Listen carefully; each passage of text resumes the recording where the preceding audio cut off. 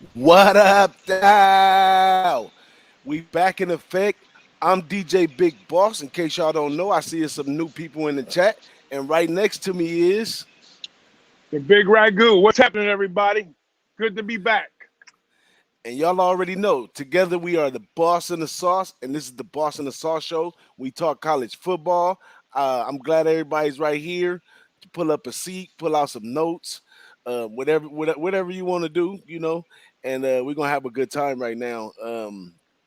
What's up, Big Ragu? You want to go straight into these bets, or you want to talk? Let's talk a little.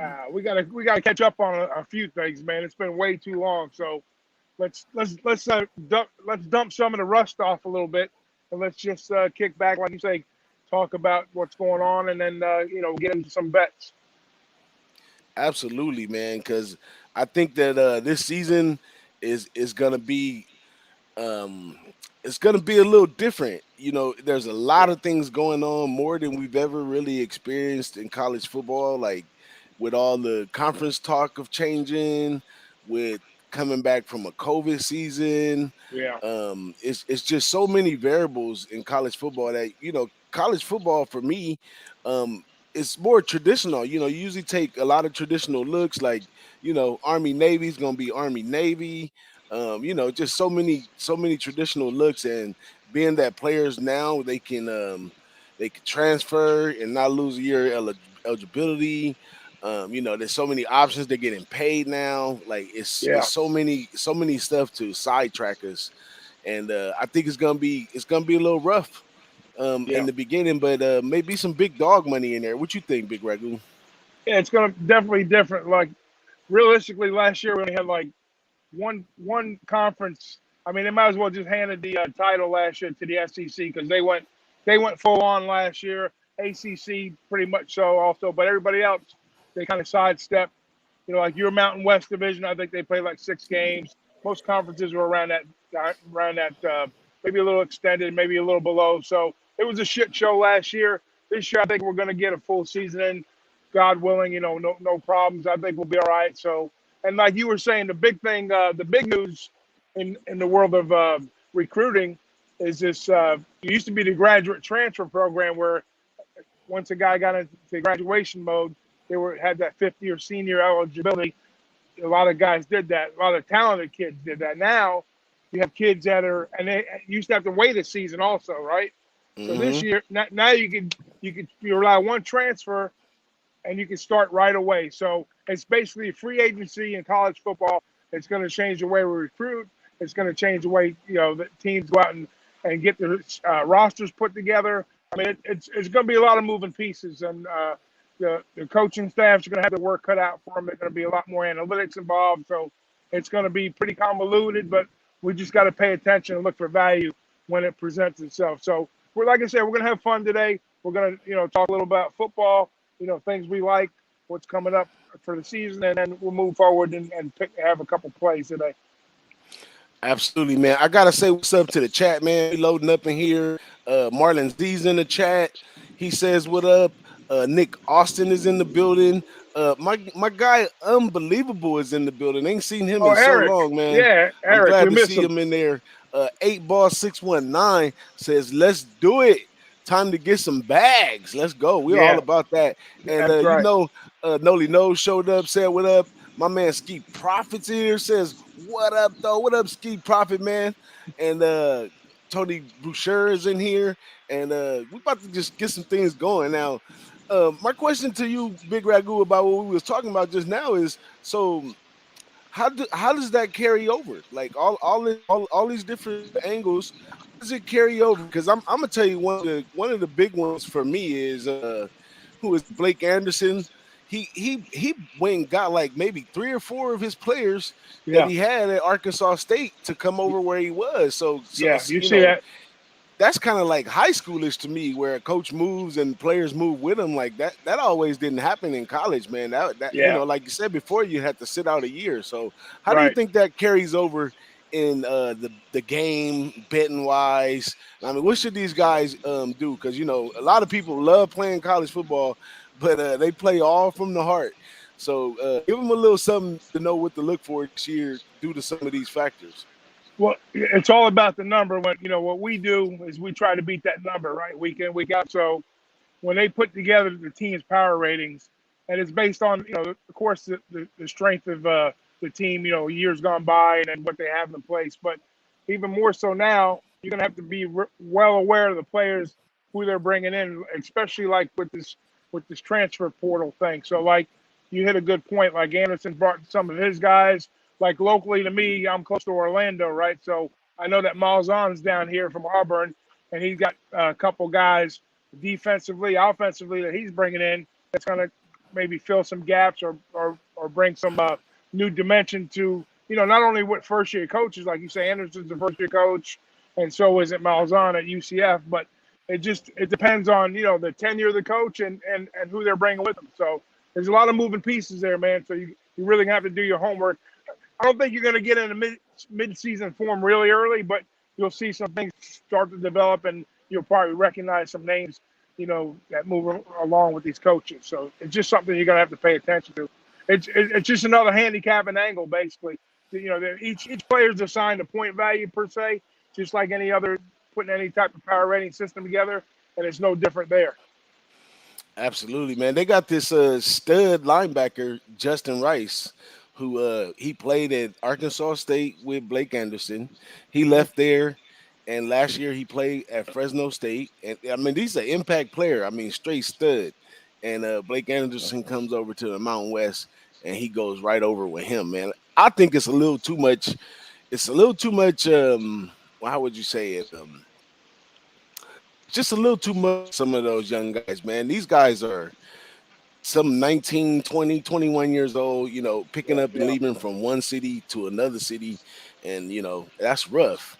You know what I yeah, mean? And we'll hit this topic again when we get to that UCLA game because they got some shenanigans going on over there too. But another thing that I seen was coaches that were first year coaches last year. You don't have a real sample size of what they could do. It's no, last year coaches basically survived the best during the COVID or not, because some teams may have played 6 games, due to COVID, and some teams played 9, 10, 12 games. So all that has to do with getting them out there and getting experience. One to speak up coming in today is Todd Graham. Todd Graham was his first year last year at Hawaii.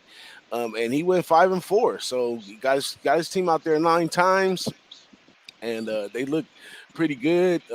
Even in the Mountain West for a minute, they could have made a run, but he's yeah, one. He's one to think of. I think in his case, the COVID season might have helped him because he got a chance to implement his offense over 9 games with this new group. And then you got to think of like what type of leadership can you develop in that first years, with the players to come back because when you come in as a new coach, it's all about getting the school and the kids to buy into your system because you're gonna design your coaching staff the way you want to do it. So I think that's a dynamic factor, yeah. especially for him and there's quite a few other coaches out there that were first year last year that we didn't get a good sample of them. Yeah, well, that's it. Just to use like a horse racing analogy, usually like the first time out for a coach, like when a horse steps on the track for the first time, the second year he's going to get better, and the third year is an optimal year. It's the same thing in college coaches. That third year is when they really supposed to be totally into the recruiting side of things, the program, the ball should be rolling a little bit better. So I would think that Hawaii would probably take a step forward, like you were saying, just coming off of that shortened season and him being able to get a good look at what he's got to work with. And the Mountain West, it's a pretty wide open conference.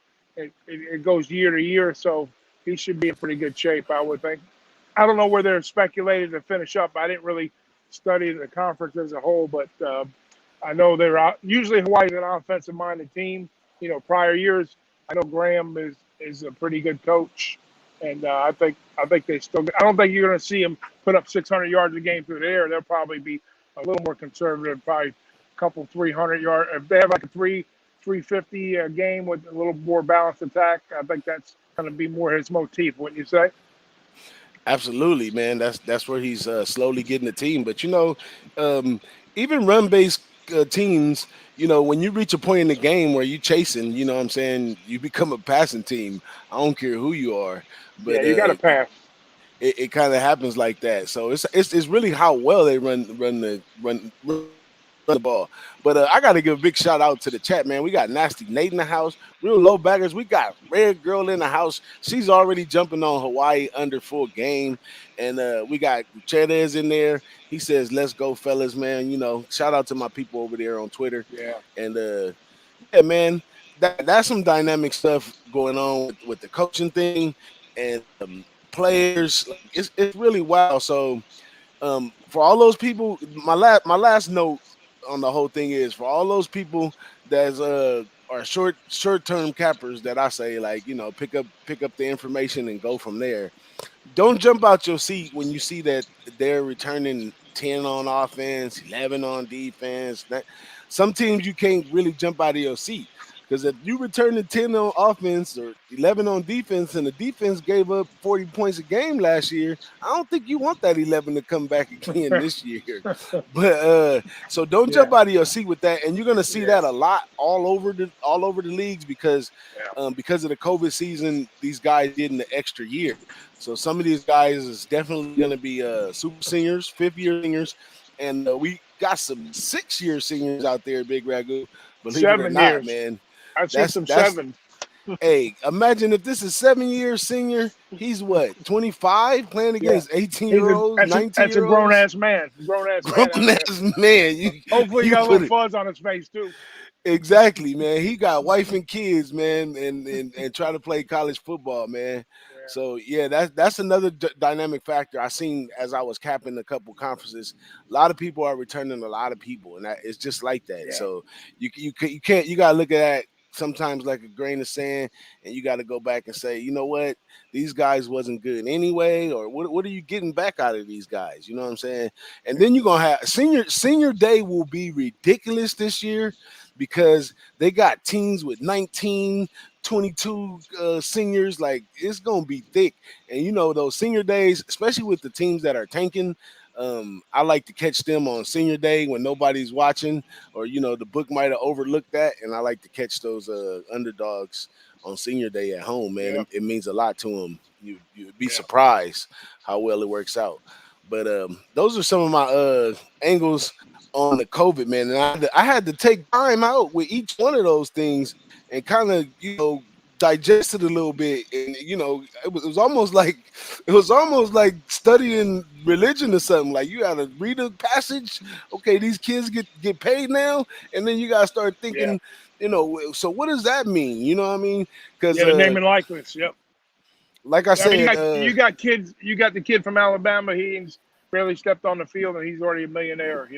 The quarterback for Bama. And you got kids like up in Iowa that doing some local deals that they're making a little bit of money. It's a good thing. It's not a bad thing, but it's a little extra motivation for them to kind of step their game up because they know longer term that it's going to benefit them in the long run, especially if they're with a big time program. That's another tool that Bama can use, and Clemson to the world, Ohio State's.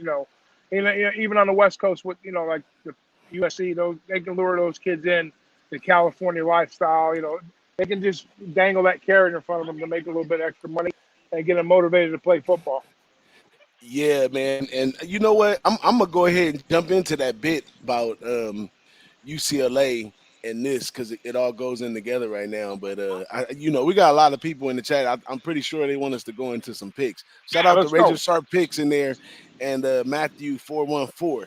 But man, this dude Chip Kelly. Now we all know from last year that Chip Kelly's interest this year on the hot seat. Even my alumni guy who was high on this guy coming in, he told me, like, it ain't what it was. And from my understanding before, when they had Mora, it was some of the alumni because Mora was contractually caught in at UCLA, and UCLA themselves couldn't just pay to get him out of there. So it took some alumni to come in, and they said, "Look, we'll pay this guy to get him out of here, but we want to pick the next guy." So they picked Chip, and Chip lacks luster on his relationships with the player. He's kind of a weird guy, man. So he hasn't really meshed with his players too well. But This is the killer right here. This is why they're a crapshoot, and this is why they're favored by 17 and all that stuff.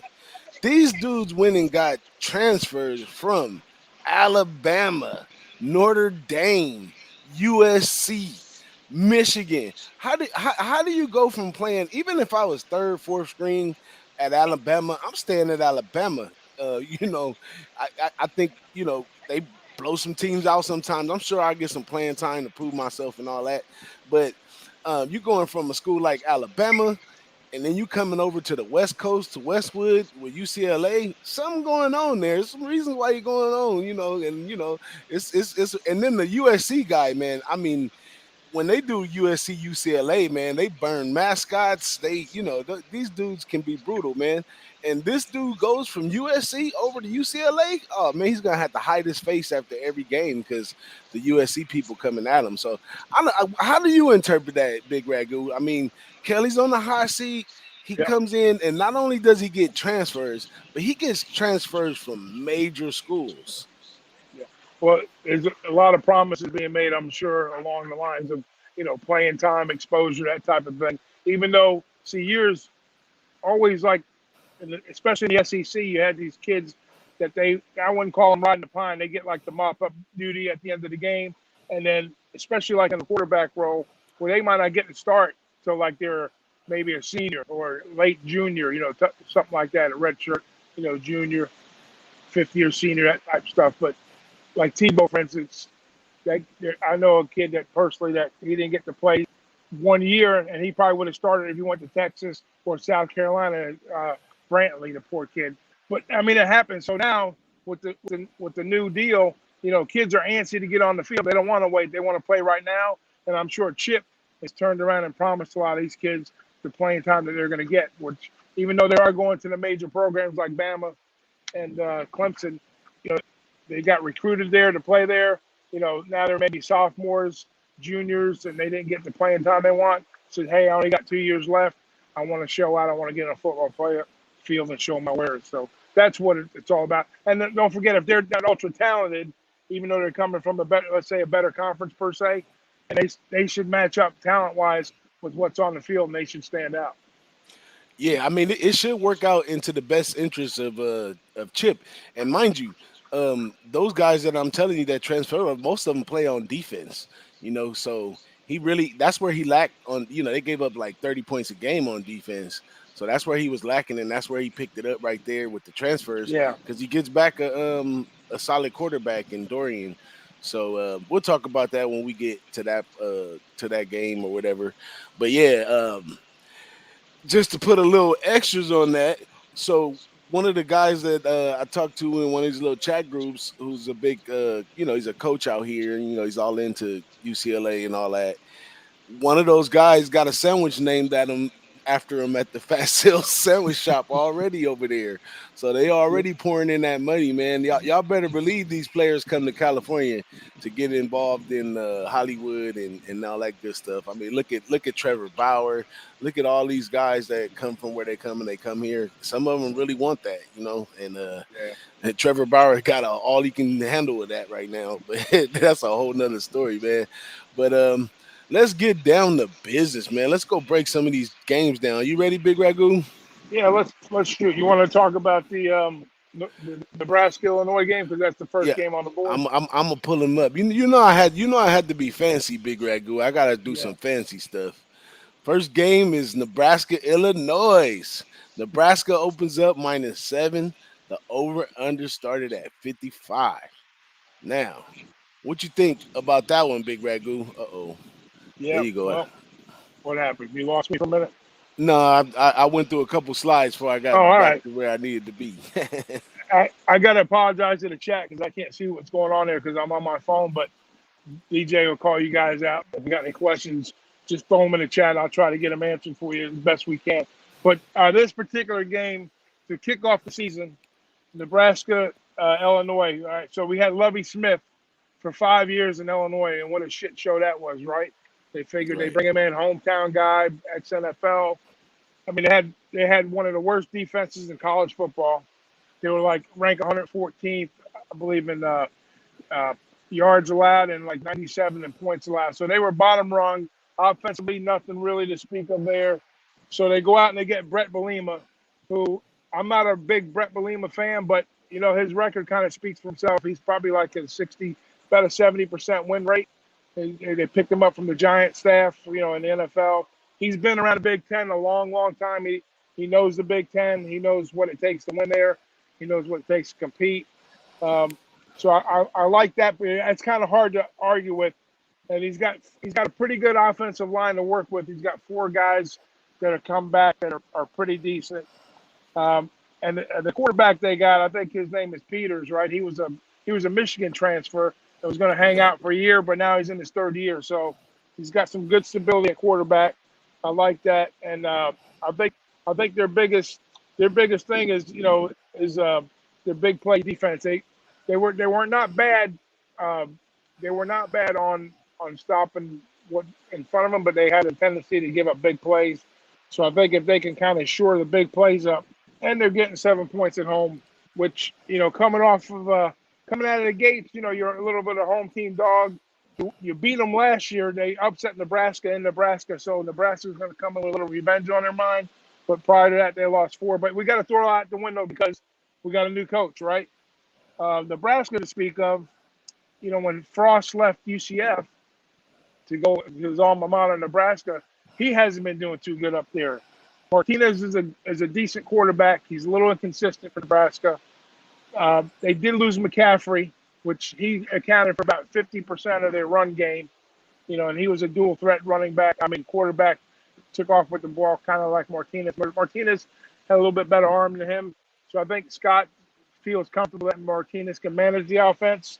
But they've got a lot of stuff in the skill positions, but they don't have an offensive line whatsoever. So I think the key to this game here is going to be if Illinois can bring pressure up front and work that offensive line. I think Bielema can scheme and get it done because I think he's got enough.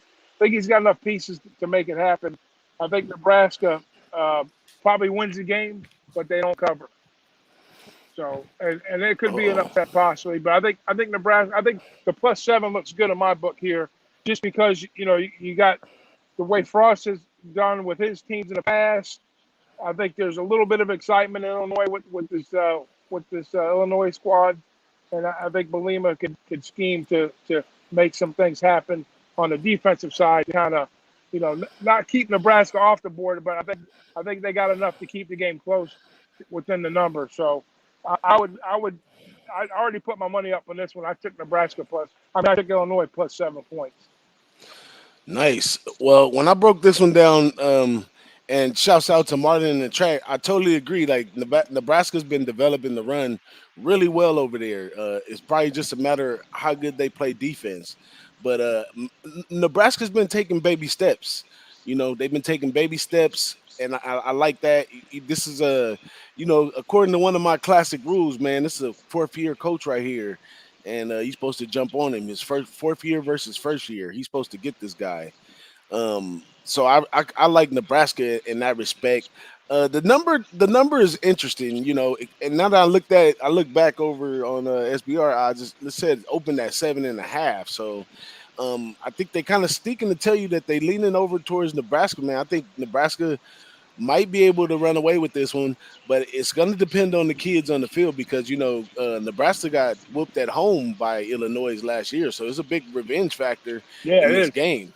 And they're opening up conference game, revenge factor. If Nebraska's going to put their feet in the sand, they got to walk away with a win right here. If they Nebraska got some followers and some, they got some good fan base. So they've been trying to move strong. They played decent in some first halves last year against some good schools. But this year, 4th year, if this guy want to mark a line in the sand, he got to come out here and kind of whomp these dudes. And but I'm off of the side over there.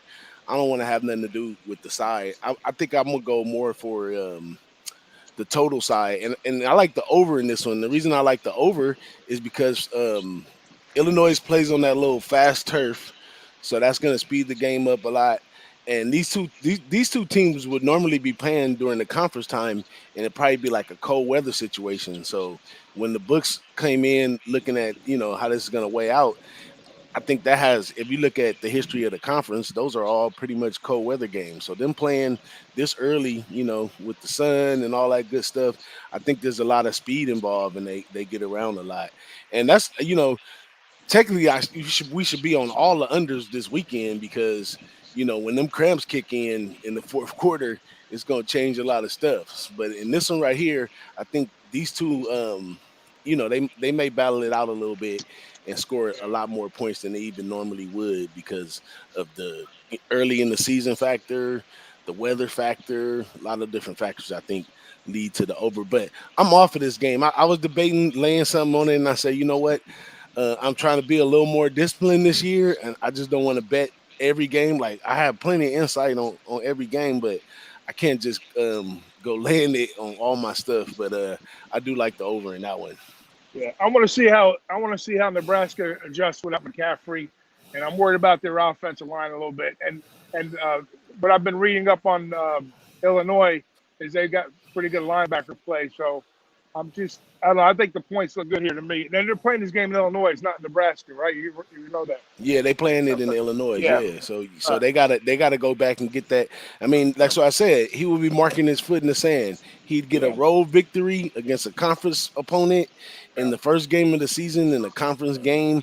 He's going into the conference games excited. You know what I'm saying? Because Yeah. that'll be a major boost to all those young kids to win that game right there. But like Yeah. you said, it could get tight and come down to 3-7 points. I mean, they conference opponents, and it balances off for the weaker team because the weaker Right. team is Right. able to come out with new stuff and stuff. Nebraska don't got much to watch film on this Yeah. coach and what he's gonna bring onto the field. So they're gonna be offset a little bit right there. So Yeah. it's probably good to have them points in your pocket right there, though. I Yeah. feel you on that. They're both weaker teams. They're both bottom rung teams in their conference and division.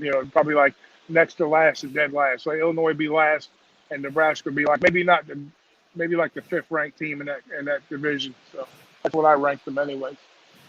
Yeah, my man Dutch says do I think full game would be better?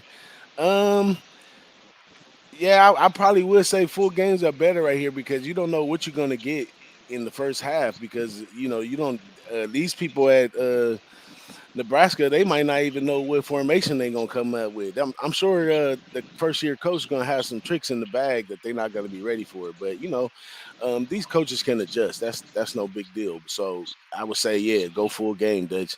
I wouldn't even if you're gonna lay it. I think I seen some 6.5s out there for some people though. So if you get that 6.5, I'll take the 6.5. But if I was Big Ragu, I would have loved to have that 7.5. That ain't bad either. Yeah. It could come right about there. So let's jump over to the next game, which should be Fresno State UConn. Now, Fresno State was minus 27 and a half, and they still minus 27 and a half. That kind That's of worries me, Big Ragu. that's right up your Um, alley. That's a Mountain West game. So why don't you take it off? I'm wondering, now that I'm looking at it, I'm wondering why is that 27 and been so consistent? I would have think everybody would be jumping over Fresno State to take them on this one. Like they're an Yeah. offensive team. Like they're gonna score Yeah. 30 points for sure. And this UConn team, as I broke the books down on them, they didn't even play last year. They wasn't good before that, and they wasn't good before that, and they wasn't Yeah. good before that. It's been a while. I think it was 2016 or 17 was the last time the light shined on that dog's ass. Yeah. But Fournette. they going in this game with a well-oiled Fresno State team. Fresno State came out last year and they were surprisingly good. And the coach, I mean the quarterback over there, Jake Hayner, he's a transfer quarterback who's from the Bay actually, so he's actually at home now.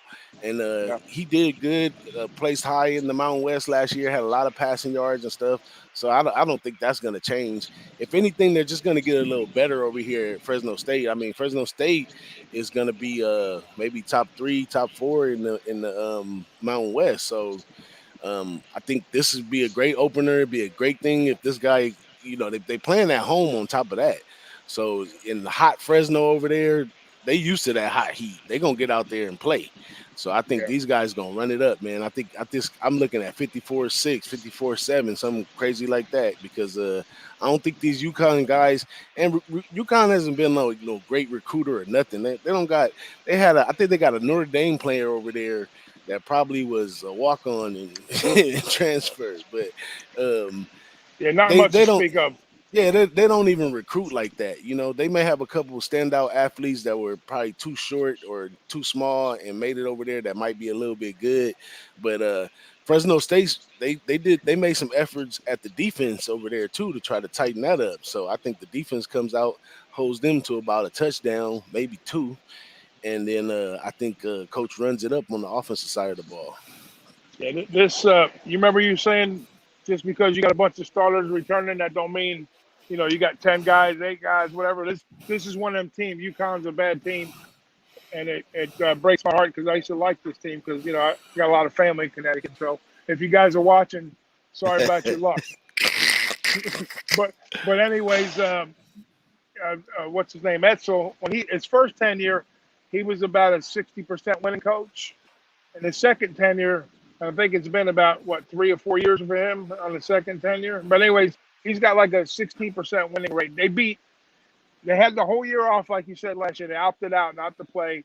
But the prior year, they wound up beating, I think, Wagner and UMass. And those are one's an FCS team, and I think they won by a field goal. And I think they beat UMass by a touchdown or something like that. So they're not very good. And like you said, your ears should be perking up. Why hasn't this line jumped up since he opened Right. at 27.5? You know what I call that? A good old Vegas head fake. They're probably taking money in. They want to give the public a view that, hey, everybody's going to be over Fresno. The line's going to be jumping, but they're holding on their own. They will move the line eventually if big money comes in on it, like big money comes on it. But as of right now, it's early, and nobody's really moved the line. And you'll probably see this line jump up a little bit later. But to me, this is a dead win for Fresno. I'm going to take Fresno in the first half and full game, even though it's not big numbers like Bama type numbers.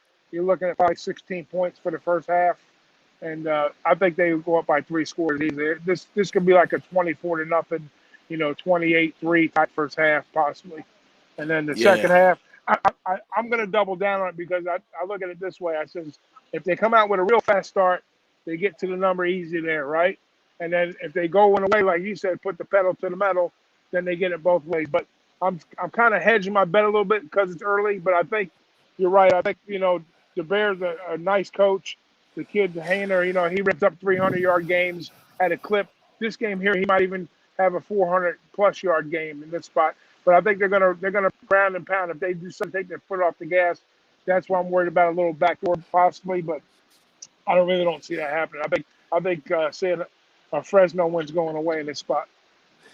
And we got a lot of good stuff going on in the chat right here, man. Our guy AT33 from NC, we already know who that is. He said, "Where you at, Doc? I see the ocean."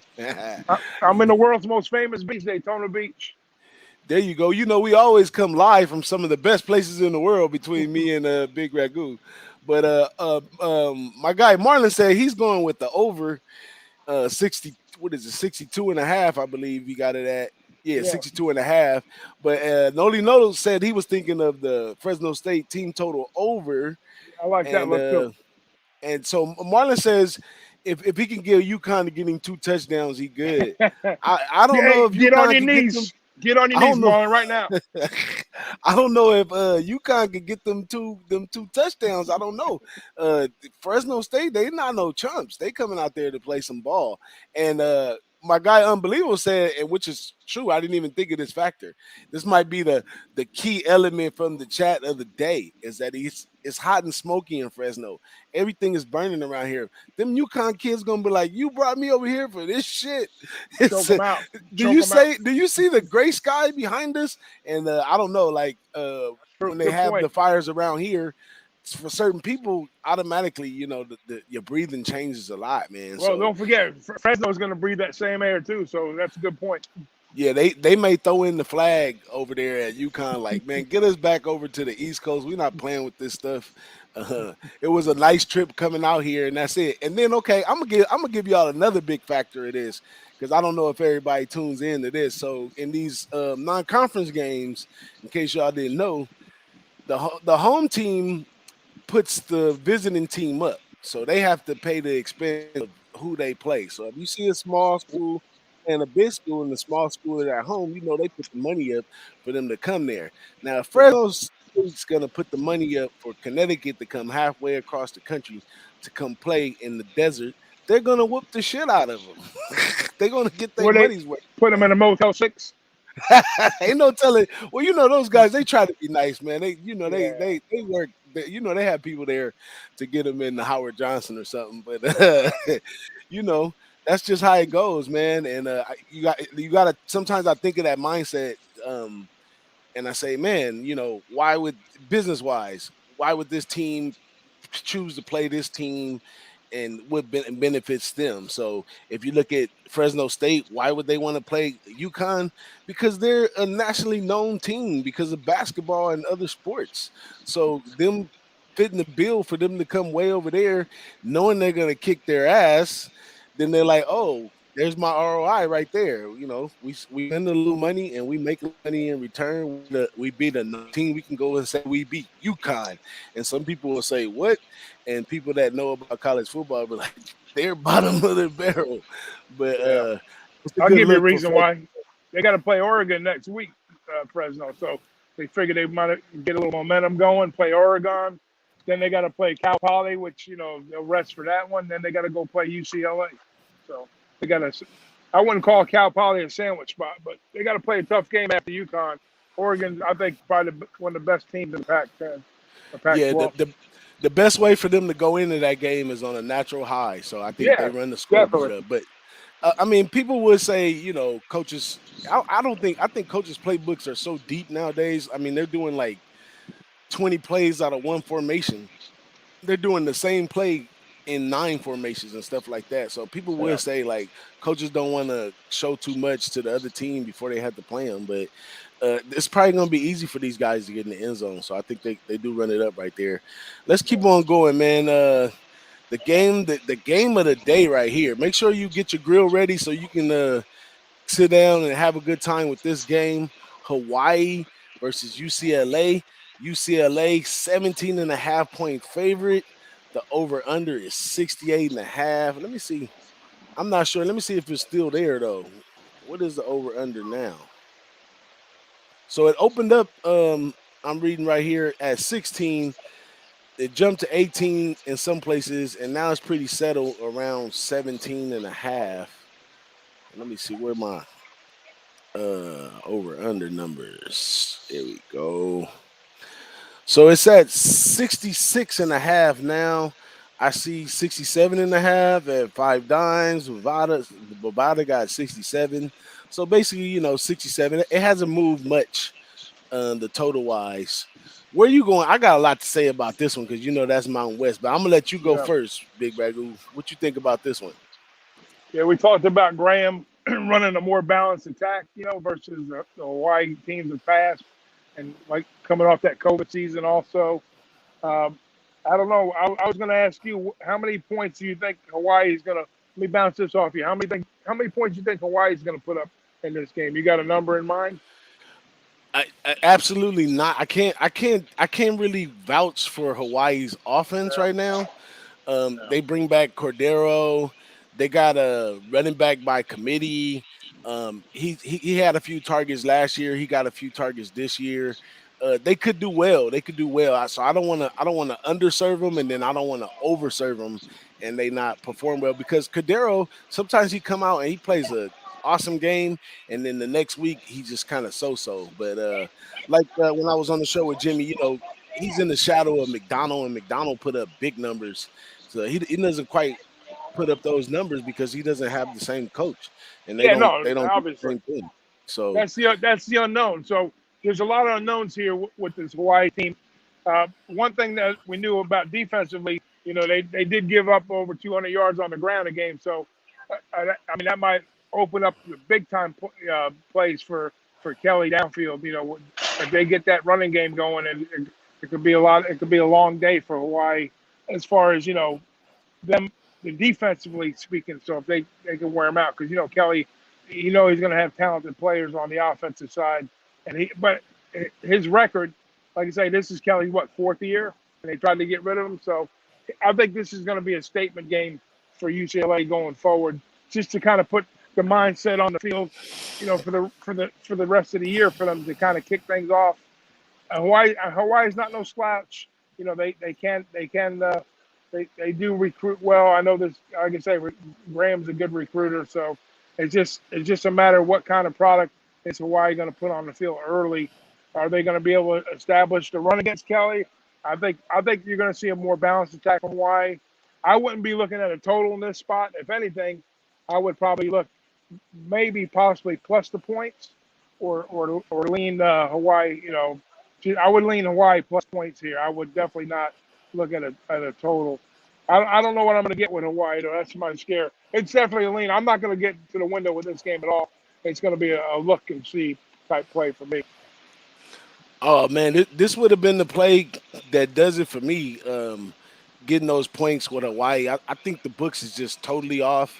Okay. Chip Kelly, he struggled with he struggled with the Mountain West with Fresno State and San Diego State. San Diego State, they run that 3-3-5 defense to the Mm-hmm. T, and Hawaii's coming with pretty much the same thing, just a couple little tweaks different here and there. So Kelly's gonna, I mean, he's gonna have to work on offense to. And I don't look at. They saying Dorian might be a Heisman candidate. I don't see that guy as that impactful of a player. That guy is a playmaker. He runs all around the field and then throw a 30, 40-yard bomb, or he's just a playmaker, and playmakers scare me because that means that the plays ain't working right, and you got to make the best of them.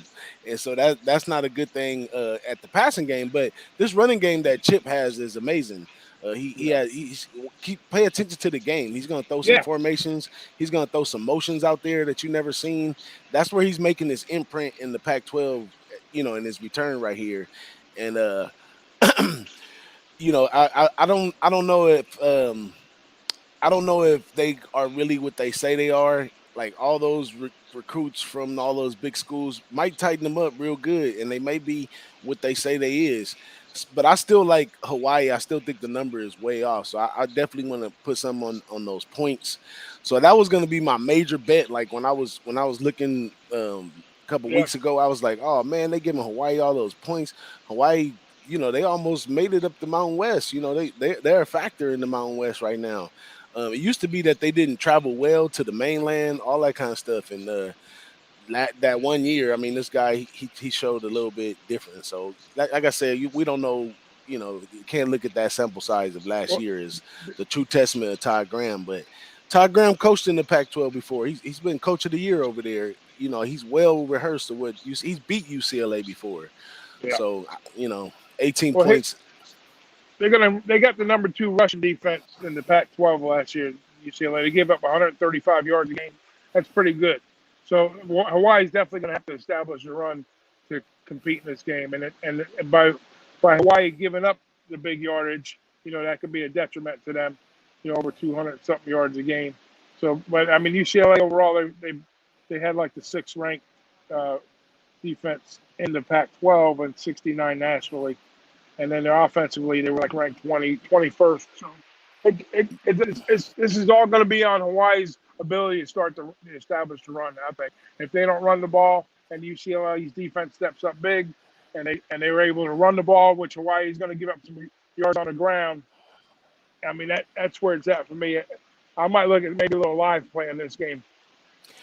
Well, I'm gonna definitely put some money on Hawaii and take the points. Um, my guy, unbelievable in the chat, say the number looks right to take Hawaii first half money line. Yeah, I money might do line that. Hawaii. Wow. I might sprinkle Hawaii first half money line. That might be something to look at. But What's the, only what's the thing, first half number? the first half number, uh, it's Bruins minus 9.5. Yeah, I was gonna say 10. On the money line, you can get about what 450, some places. But I like the under too. So I think I'm gonna put a little more on the under than anything because these guys gonna both teams show they're gonna be running the ball. Yeah, Both yeah, I teams agree. show they strength is in the defense, and it's the only question marks on the field for both teams is on the offense because the defense is pretty much gonna do what they're gonna do. So I really like. I think that number is just way inflated. I mean, 68 and the public drove it up from 66 and a half. I think they tricking you right there. So I think I'm gonna take that under full game on that one. And another factor to that is again the fires. We just had some fires in Fontana. It could be a fire today out here. You never know. But Yeah. you know because Big Ragu, y'all know he travels well. So and the Rose Bowl is kind of sits in like a pocket, man. It's kind of surrounded by mountains, and it's been getting really humid out here in LA. The humidity in that pocket is supposed to be 93, 95 degrees over there today. The fourth quarter, these guys gonna cramp up. Take me out, coach. Run the ball. We just want to get off the field. But the advantage is still, even with that being said, it's still in Hawaii's favor because they're way used to the humidity over there, and they probably gonna be prepared for that. So All that's right. pretty much it for me. I'll take your word for that one, man. I'll take Yeah. I'll take your word for that one. Oh yeah, my mama was born and raised in Pasadena, so I know all about the Dina. I walked around the Rose Bowl with the Coyotes with my grandma. So when it gets hot in that little pocket right there, it gets hot and humid. Oh man, it's gonna be nasty. So I think those dudes slow down in the fourth quarter for sure. If I'm anything towards right, y'all better jump on the second half or jump on it live. That's where it's at. But Yeah. I like the little under a little All more. right. I'm gonna I'll buy that. I'm gonna sit back and watch Chip and see what he do. I definitely I don't know how Martin can lay that 17 and a half with Chip. I mean, Chip Yeah. has failed him every time. I could see him winning by like 9 or 10, 13, but 17 and a half is What's here? ridiculous. Let me. What's you? Here's one thing I was thinking about. Maybe an under, and then UCLA team total. What is that? What's the UCLA team total? Anybody in chat know? Let me see the I can't totals. see the chat. I I would can't I see. would I would I would I like. I'm not saying I love what Marlon's talking about, but I do think UCLA is gonna score some points here. I think they're probably gonna score if their total is over 30. If they got like a total just around 30 31, I'd be interested in that. If it's up about 35 to 40, I would be under. I think they're going to Yeah, score about 31 to 34 points. I think in this game, UCLA. but my man, unbelievable says it's definitely gonna be 100 on the field, but he Yeah, still likes the over 67. I don't know, man. Them cramps ain't no joke. If you ever had one, these kids ain't built for this. And my man D Nizzy says his book has 66 and a half. Would I still take it? Absolutely. Absolutely. Take it at 60. I think this game lands about 54, 56. It's going to land just a little bit under 60. Like these teams will score, but at the rate that they're going to do it and the style of offense they're both going to play, it's going to take a little time for them to get in the end zone. I don't see no big breakaway runs. And another big factor to this one too, Cal sports wise is a lot of these players get recruited out of the same schools and stuff. Even when I went to high school out here, I had a couple fellas I knew went to Hawaii and a couple went to UCLA. So they kind of recruit out of the same blankets. And I don't know if y'all know how that works. So they have like a wingman, who kind of leads them on to who's hot over here. So that same wingman probably can work for Hawaii and work for UCLA as well. So a lot of these guys either play with each other or played against each other. They're big yeah, recruiters both out of California and Texas. And then there's a bunch of native Hawaii guys that play at Hawaii. That's a little factor right there. But I think this game probably comes down in the trenches, Big Ragu, because yeah. I think the big matchup is the O line on UCLA side pushing Hawaii around and running the ball. If they do that, it's going to be a long day for Hawaii. Nick Austin says that team total for UCLA is 42 and a half. Oh I'd no, go under that. That's just yeah. too much. I think under. That's I think probably the under. big. That's And, probably but the biggest play right there. Team because listen, UCLA team total UCLA is under. going to run the ball. UCLA is going to run the ball. So I don't think they're going to air it out. I think they're going to run it and run it, and they're going to have big plays down, big plays downfield. And if they're able to do that, then they're going to chew clock up. So I would definitely lean under 42.5. That's a good spot right there. Yep. And Then you, what you you can call them? curse me out next week if it don't come in. And UCLA is playing LSU next week too. That's gonna be a big one for him. All right. Ogeron's seat is heating up too. I think he lost his coaching staff and stuff that got him that championship. So now All right. So look at it this way: if they're playing UCLA, if they're playing LSU next week, he got to be they, so stuck over there. they don't want to leave everything out on the field in this game. So look for a more conservative type play game for not just enough to win, but get a convincing win, but maybe not lay it all out on the field. Take the under Yep, and UCLA 42.5. that puts. Now let's go to the bum fight game of the day right here. This is UTEP and New Mexico State. If y'all don't know, Big Ragu does not spend a lot of time on bum fights. This is University of Texas El Paso -10 over under 59. You got to look on that one, Big Ragu. I know New Mexico. Now, New Mexico State's pretty bad, right? They're like 130, 131, 120, 129, some shit like that. I don't have a. I know they got some JUCO transfers I've been reading about. Man, it's going to be hard for me to put my brain around this game here. I mean, I really didn't look at it, but I'll study up on it while you talk. How's that? Well, for me, it's kind of a pass to me, man, and it's basically a bum fight because UTEP is lower tier in Texas playing and stuff. So, but they did last year get their offense running a little bit, so I see why they got it at 10 points. They can Yeah. score, but we really have no idea what we're going to get out of New Mexico State. I mean, what are you supposed to expect out of a team that ranks so low year in year out? Coming into the year. So I mean, Yeah. bum fight rule for me is take the home dog. So home team in the bum fight, I would take that 10. But I'm not this year. I'm trying not to just play with my money. So I'm gonna take a hard pass on that one. Yeah. Yeah, there's no doubt. I mean, this is a game I didn't have any interest in. Maybe if you get some input from the chat, maybe we can look at some angles on it possibly. But I mean, I've seen the game and I just kind of flipped the page. Even though here's the problem too: it's week 0, guys, right? And they want to lure you in. So put your money in your pocket and bet what you know. That's what I'm telling you. So take the Nebraska game, take the Hawaii game if you want to get involved, and pick your spots. Just dance around the books a little bit here. Don't get involved with the shit game. Unless you guys Yeah, know something I don't. exactly. Unless your little cousin play for well, I think it was Nasty Nate or somebody when I was on the low bag show that said they had a nephew or somebody that played for New Mexico State. I was like, he's the only one who can take that 10 points. Go for it. Support your family member. Yeah, I But was gonna say it had to be a fan bet here or something. Definitely not my no man hard-earned money. my man AT33 from NC says, "What are you drinking down there, Doc?" I got a little bit of deep Eddy lime and some club soda, a little bit of lemon. You want to sit? Woo! Look at he got his stealth cup with him too, so nobody knows what's really going on in that cup. Right, right. Can't give But out all the secrets. let's jump over to the last game right here. We've been on for a while. I did not even expect to be on here this long with 5 games, but it's reunited and it feels so good. Hanging with Big Ragu doing his boss and the sauce stuff. It's been a while because last year we really didn't do much boss and Nothing. the sauce. We did our Saturday shows, so we still got it in. But boss and the sauce definitely the people love it, man. We gotta keep showing up for the folks, man.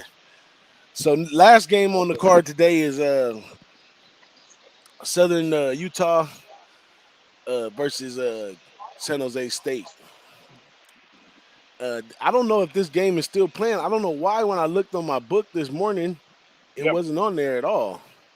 Yeah, I didn't see anything either. Are they still playing this game? Yeah, so with the COVID and all that good stuff, I have no idea. If somebody in the chat knows anything about this game right here, let us know what's going on because it kind of shocked me Yeah, they had. that. I did have a little bit of a look on this game. Uh, I was looking at the number, the total. I had a little bit of a lean towards the under here. I know they had the books. I the way I capped it is I had 50. I think the over and under. What was the over and under? Oh, we don't know now. It's gone. So I think I Well, had like 56. I capped it at 52. let If me that's see. what it I can was. still see it over here on. Can it? They show it right here on. They show it on SBR odds, Just my but math, my number, my math cap so it at shows 50. right here because I'm playing bookmaker this year, and it shows clear as day no bets at bookmaker. They do Yeah, have it at Bovada. 57 is the total. yeah, Bet online, Pinnacle has it at 56 and a half. Five Dimes 57. So I guess select books took it off the card. I think it me myself, I think it could be a runaway game for San San Jose Jose. State. Yeah, I think Yeah, they could just it's probably similar to Fresno. the whole same thing with Fresno State, Yeah, just a chance for that's what them. I was thinking. But the only downside to that is Brent Brenner over there at San Jose State. He's a really smart coach, man. Like he's not gonna run his team dry. Yeah, Even when he plays, like he plays time management, all that good stuff. Like if you want to play a slow game, he's gonna yeah, play a slow game with you. that's why I But like it. right here, 52. we have that same factor of spending that money for this team to come over there and play against you. And I don't think San Jose got money in the bank to be having somebody come over there if they're not going to whoop on them. So I think they definitely won't lose, but I think they would cover easily. I think this probably maybe like the defense is so tough at San Jose State. I don't think Southern Utah will score. So it's probably going to be like 38-0 or something Yeah, like that. I capped the game at 52. I seen it at 56 when I last looked at it. So that was a lean. I had a strong lean on the under in this game, just from a mathematical, my over and under. I got a little over and under model I used, and this particular one, like I say, only the 5 games on the board, but this was the only game that showed up as a total play for me, and I would lean towards the under on this game, for whatever that's worth. Yeah, I would definitely side with that under because I don't see Southern Utah scoring anything. Because when I went and I did my homework on them, they weren't that good either. So they ain't did much of nothing nowhere. Even in their conference, I think they're in the at the Big Sky. Even in the Big Sky, when they have to play top opponents or anything, they sit down. They lose by 20, Yeah, 30, 40 points. yeah, So in this one right here, San Jose State, me and Nodi was talking right after the season, and we was like, "Oh, they did a good job and won that Mountain West. I think next year they play down, yeah, because but a bunch of players on there decided to stay. About 8 players on the defense decided to stay and play another year for this guy.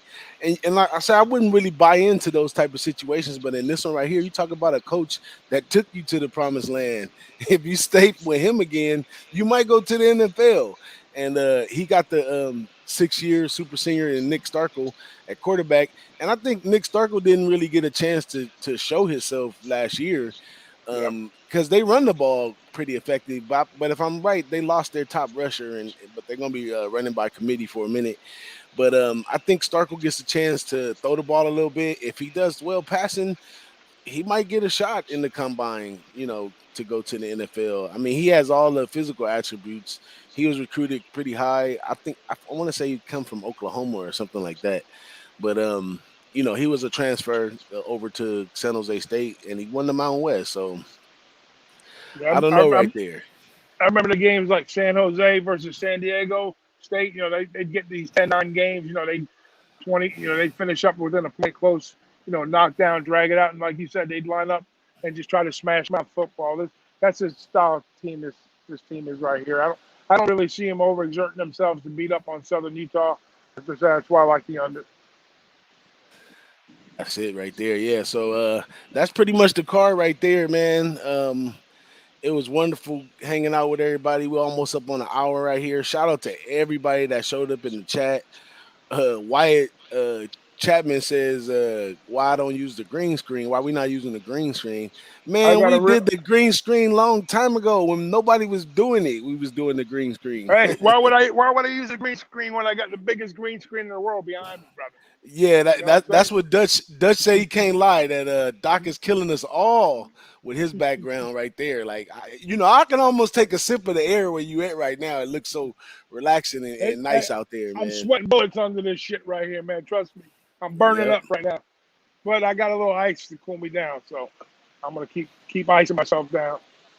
So Max on record says Big Ragu told your bowl season last year. What is your week zero strongest play?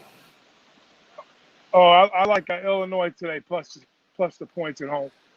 Illinois plus his points. So Take this AT if you get 7.5, grab it. I would grab it. A half a point means everything.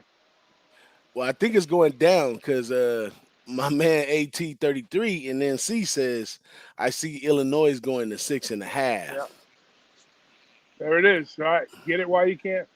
Yep. And my man Slide up to 7. Who Unbelievable cares? says thank you, DJ and Ragu. Good seeing everyone, and it's been a minute. Oh, Hey, the low bag train is back on the tracks. oh, We never really listen. came off. Listen, why don't we make the announcement that next week we're going to be on? We got a good announcement. I would let you tell them, but I'm excited about it. We're going to be on Pub Sports Radio next week with Ian and Connor for a college football show every Saturday, starting at 10 o'clock up until 15 minutes before kickoff. So that's what we'll be doing next Saturday this time. Absolutely. And as far as the boss and the sauce, we're gonna be working out maybe sometime in the week where we can people on for a second. Absolutely. Probably we'll probably just do a lot of insight, not too many picks unless it's something that we feeling that early in the week. But just to me and Big Ragu, we have some of the greatest conversations about football. So, and that's been proven. Everybody keeps showing up to hear more, asking questions and everything. So, we're gonna do a little bit more of that. Staying in our lane, doing what we do best. But you can catch us on Saturday on the big network shows, and we'll be giving up some picks and a little more insight. And it's always fun with Ian and Connor over there. And we're gonna have a ball, man. And with Boston the Sauce, we're gonna bring in some guests too, because we got Noli lined up. Probably Ski Prophet says he's jumping in the Mountain West with me, so I'm gonna bring Ski There you on with go. us and talk some football. And I don't know, Doc. I was All thinking all maybe great cappers. All great cappers. I was thinking of doing maybe some this year where because you're really strong in NFL, and I'm gonna go a little harder in NFL this year. I'm gonna bring it to the plate in NFL, but I do fairly well. But I always feel like NFL is like you've been watching NFL since you was a little kid, man. Like it's a part of you. It's not very hard to cap NFL thing. Like Yeah. it's what everything is about. So I'm jumping If in it this year though. There you go. If it's football, we're talking about it. How's that? Just anything related to Yeah. football, we got it covered. So we're good to go. Yep. But that's it for us, man. I guess we're gonna close this thing up, man. Let Big Ragu go enjoy the beach some, man. Yeah, no, I enjoy my time with you guys. The beach is a secondary thing. My family's in the chat, so I appreciate everybody jumping in with us today. And going forward, let's have a season. All right, let's go. See y'all at the window. See you at the window. Peace. Peace.